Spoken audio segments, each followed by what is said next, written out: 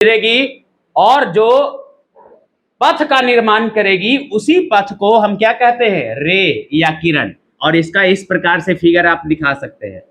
ये प्रकाश का गमन पथ है इस रास्ते से, क्योंकि सीधी जाती है तो लाइन भी सीधी दिखाना होगा, इसलिए प्रकाश के गमन पथ को क्या कहते हैं, किरण कहते हैं। अब हम लोग जानेंगे इसके ग्रुप की बात करेंगे, जिसको हम लोग क्या कहते हैं, किरण पुंज। किरण पुंज किसको कहते हैं? जैसे गांव में आप लोग देखे होंगे नेवारी का पुंज, आप लोग पिंज बोलते हैं ना, वो पिंज नहीं होता है बल्कि पुंज होता है।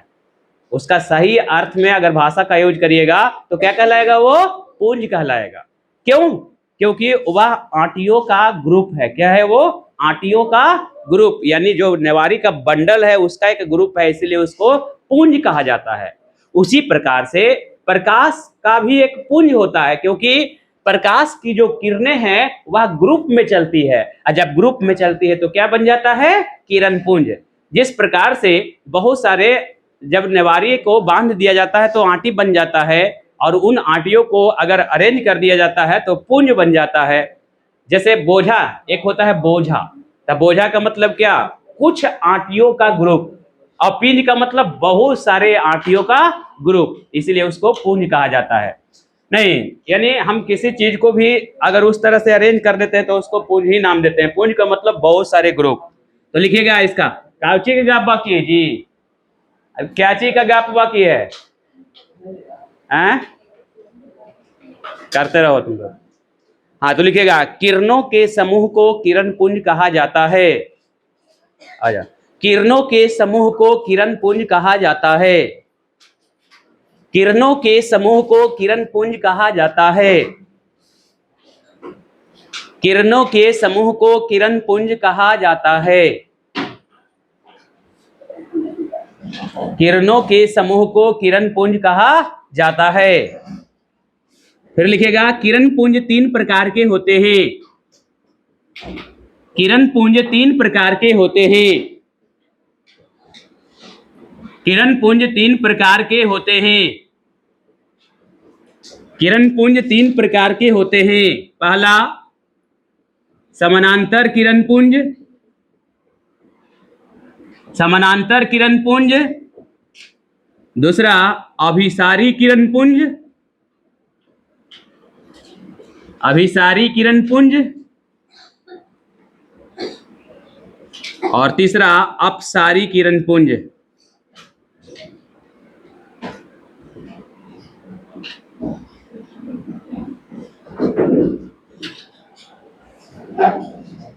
किरण पुंज 3 प्रकार के होते हैं। पहला लिख के डैश दीजिएगा, समानांतर किरण पुंज।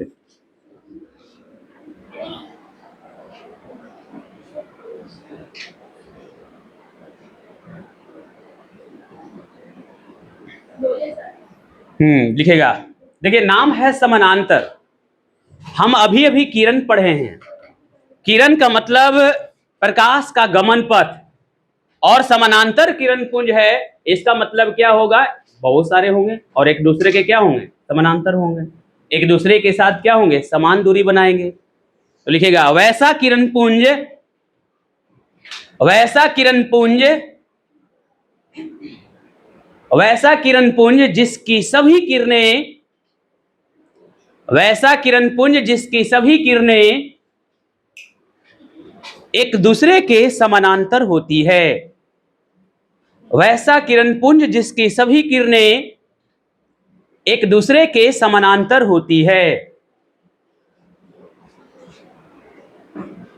वैसे क्या लिखे, वैसा किरण पुंज जिसकी सभी किरणें एक दूसरे के समानांतर होती है, उसे समानांतर किरण पुंज कहा जाता है। तो सभी किरणें का मतलब 2 या 2 से अधिक। सभी किरणें का मतलब क्या हो जाएगा, 2 या 2 से अधिक।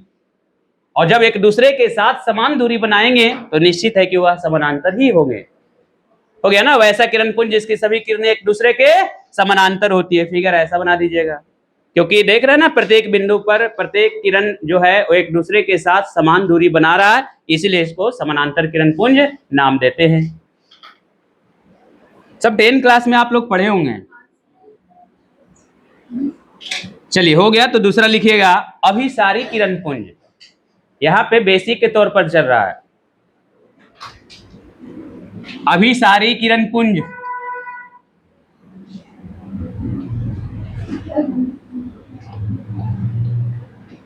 हो गया। देखिएगा, वैसा किरण पुंज जिसकी सभी किरणें, वैसा किरण पुंज जिसकी सभी किरणें, वैसा किरण पुंज जिसकी सभी किरणें एक बिंदु पर जमा होती है या मिलती है। वैसा किरण पुंज जिसकी सभी किरणें एक बिंदु पर जमा होती है या मिलती है। वैसा किरण पुंज जिसकी सभी किरणें एक बिंदु पर जमा होती है या मिलती है, उसे अभिसारी किरण पुंज कहा जाता है।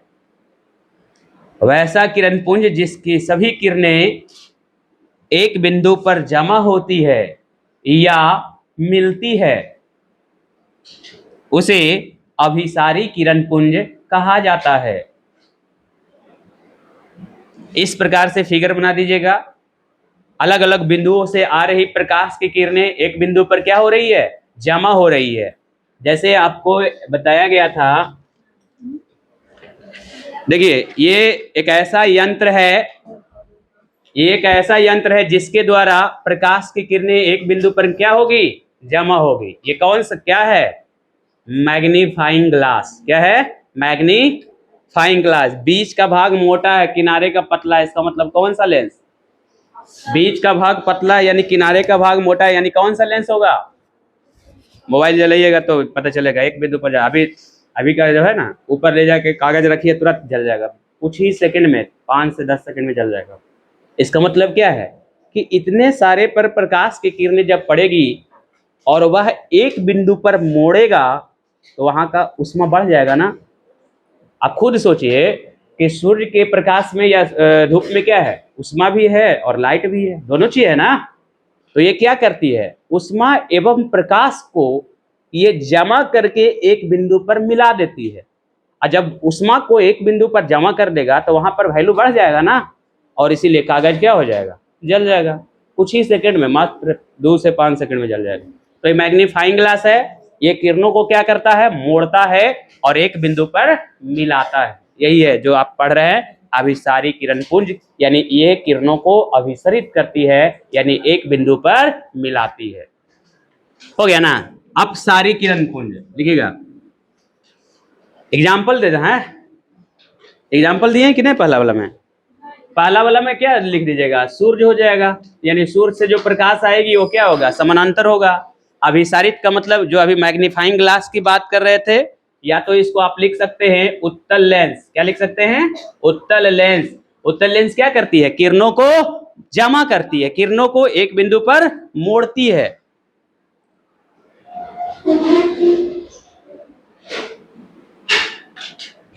अपसारी किरण पुंज अब लिखिएगा, उसी का उल्टा है, सेकंड वाला का उल्टा है। वैसा किरण पुंज, वैसा किरण पुंज जिसकी सभी किरणें, एक मिनट, वैसा किरण पुंज, हाँ ठीक है, वैसा किरण पुंज जिसकी सभी किरणें एक बिंदु से फैल जाती है। वैसा किरण पुंज जिसकी सभी किरणें एक बिंदु से फैल जाती है। वैसा किरण पुंज जिसकी सभी किरणें एक बिंदु से फैल जाती है, उसे अपसारी किरण पुंज कहा जाता है। उसे अपसारी किरण पुंज कहा जाता है। यानी इस प्रकार से एक बिंदु से चारों ओर क्या हो जाएगी, फैल जाएगी ये। और ये चीज कहां पे आपको देखने को मिलता है, जैसे उत्तल लेंस में यहाँ पे हम अभिसरित करते हुए देखे, तो अवतल लेंस में क्या होगा, फैलेगा ना। अवतल लेंस का काम क्या है, फैलाना ना एक बिंदु से, तो वहां पे क्या हो जाएगा, अवतल लेंस हो जाएगा।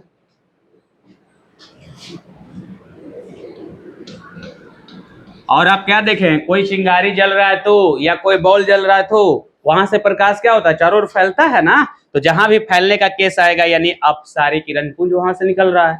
यानी ट्यूबलाइट जल रहा है तो ट्यूबलाइट से कैसा किरण पुंज निकल रहा है, अपसारी, फैल रहा है ना, जमा तो नहीं हो रहा है।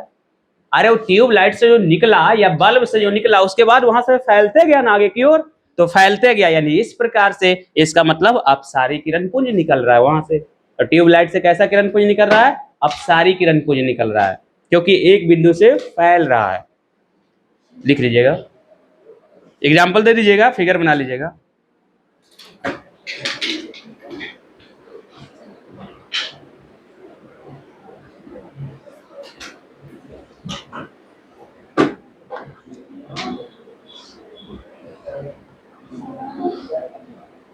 हो गया।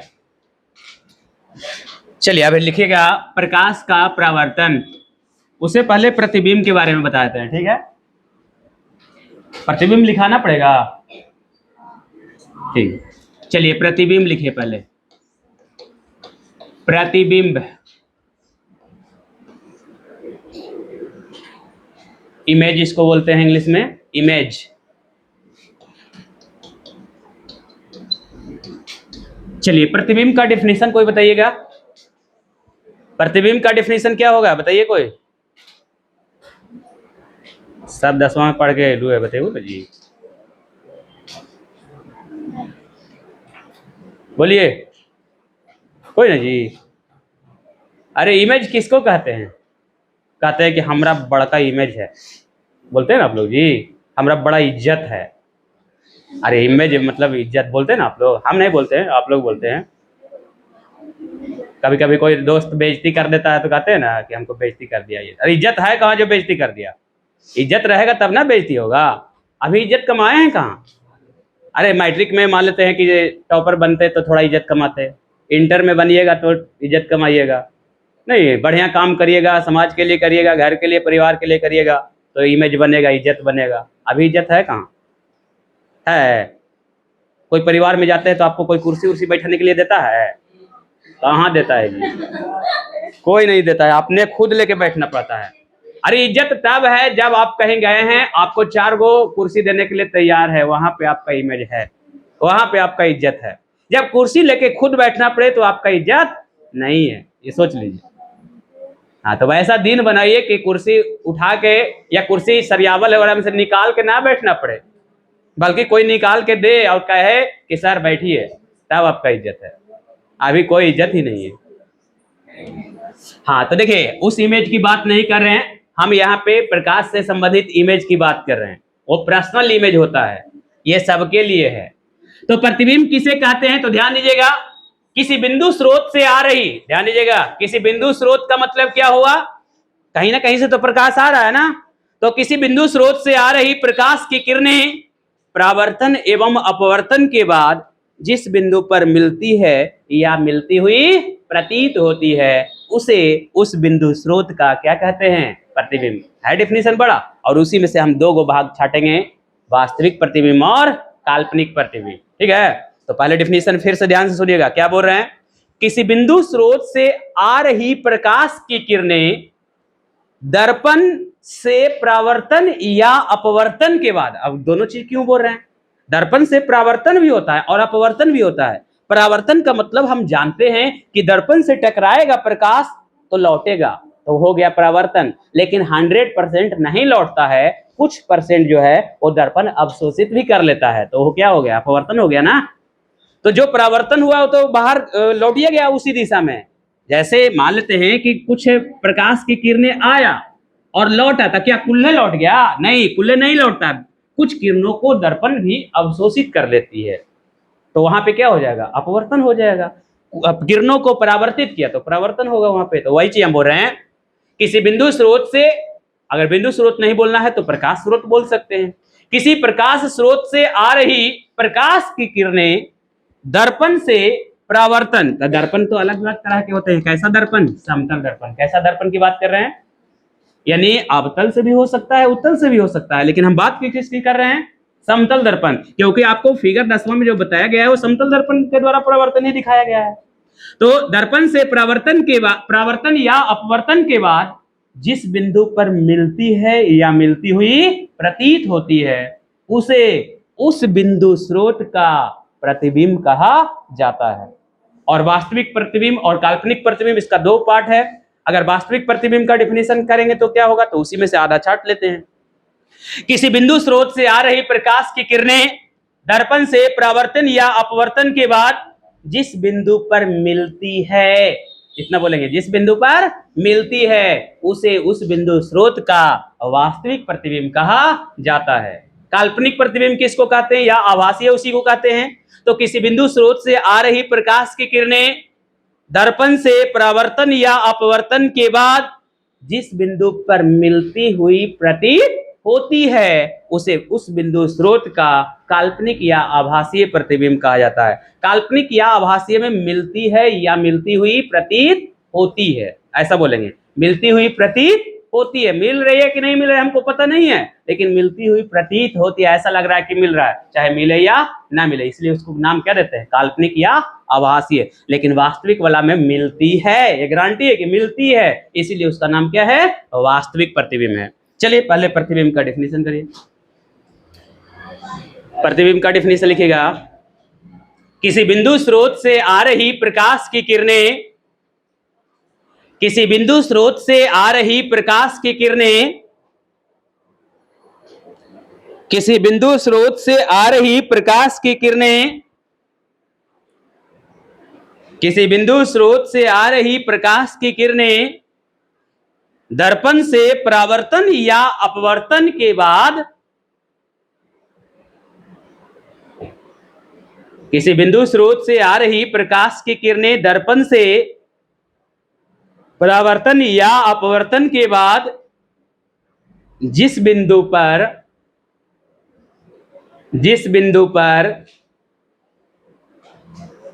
मिलती है, जिस बिंदु पर मिलती है या कहा छूट गया है, किसी बिंदु स्रोत से आ रही प्रकाश की किरणें दर्पण से परावर्तन या अपवर्तन के बाद, दर्पण से परावर्तन या अपवर्तन के बाद जिस बिंदु पर मिलती है या मिलती हुई प्रतीत होती है, जिस बिंदु पर मिलती है या मिलती हुई प्रतीत होती है, छूट जाए कैसे जी, जिस बिंदु पर मिलती है या मिलती हुई प्रतीत होती है उसे उस बिंदु स्रोत का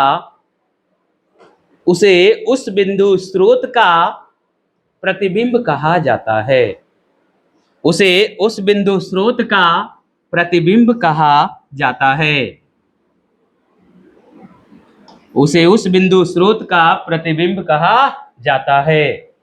अब देखिए अलग अलग डिफिनीशन दोनों का लिखने से बढ़िया है कि हम अंतर ही लिखा देते हैं, ताकि उसमें भी आ जाएगा, नहीं अंदर में सब चीज आ जाएगा, ऑब्जेक्टिव पॉइंट भी आ जाएगा।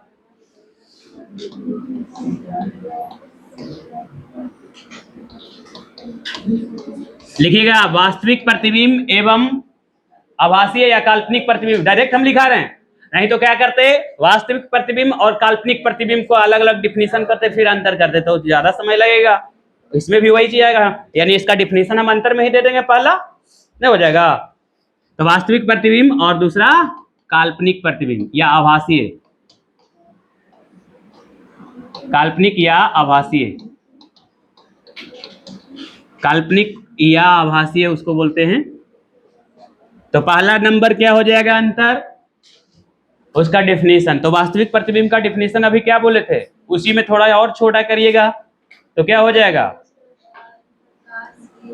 दर्पण से परावर्तन या अपवर्तन के बाद जिस बिंदु पर मिलती है, नहीं वही होगा, हाँ तो ऐसे लिख दें। बाकी डिफिनीशन तो आपके हाथ का है, बनाइएगा कैसे, जो पूरा लिखना पड़ेगा। हाँ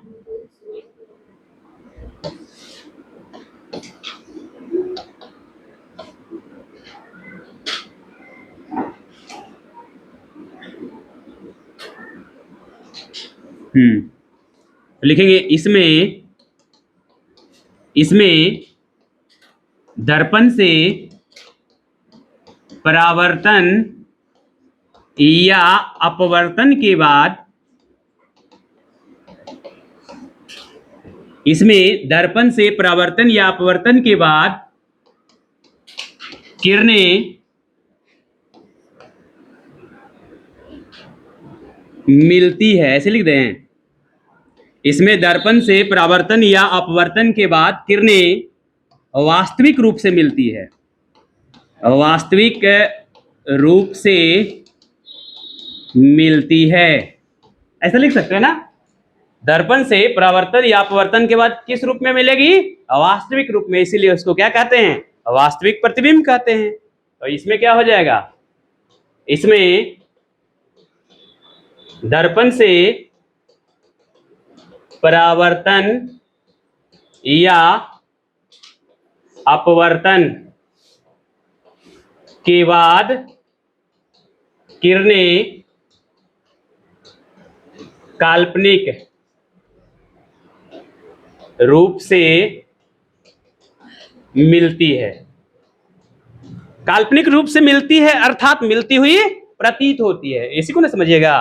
काल्पनिक रूप से मिलती है अर्थात मिलती हुई प्रतीत होती है, भी लिख सकते थे किरणें मिलती हुई प्रतीत होती है, ये भी लिख सकते हैं उसके जगह पे, या काल्पनिक रूप से मिलती है। दूसरा क्या हो जाएगा? वास्तविक प्रतिबिंब हमेशा उल्टा होता है। कैसा होता है? उल्टा। तो याद रखिएगा, ये ऑब्जेक्टिव में काम आएगा आपको। वास्तविक प्रतिबिंब हमेशा कैसा बनता है? उल्टा बनता है। तो क्या हो जाएगा इधर? काल्पनिक प्रतिबिंब कैसा बनेगा? हाँ, काल्पनिक प्रतिबिंब हमेशा सीधा बनता है। काल्पनिक प्रतिबिंब हमेशा सीधा बनता है। और ये भी जानते हैं आप, वास्तविक प्रतिबिंब को पर्दे पर उतारा जा सकता है। तो लिख दें ऐसे, इसे पर्दे पर उतारा जा सकता है, इसे पर्दे पर उतारा जा सकता है। और इसको पर्दे पर उतारिएगा, तो लिख देंगे इसे पर्दे पर उतारा नहीं जा सकता है, इसे पर्दे पर उतारा नहीं जा सकता है। और अगला पॉइंट, यह किरणों के वास्तविक कटान से बनता है, यह किरणों के वास्तविक कटान से बनता है, यह किरणों के वास्तविक कटान से बनता है। और यह किरणों के काल्पनिक कटान से बनता है। और लास्ट पॉइंट लिख लीजिएगा, इसका फोकस धनात्मक होता है और उसका फोकस क्या होता है? हाँ, वास्तविक प्रतिबिंब का फोकस हमेशा धनात्मक और काल्पनिक का ऋणात्मक। 5 अंतर हो जाएगा। लिख देंगे इसका फोकस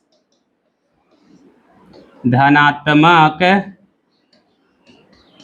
होता है, और इधर लिख देंगे इसका फोकस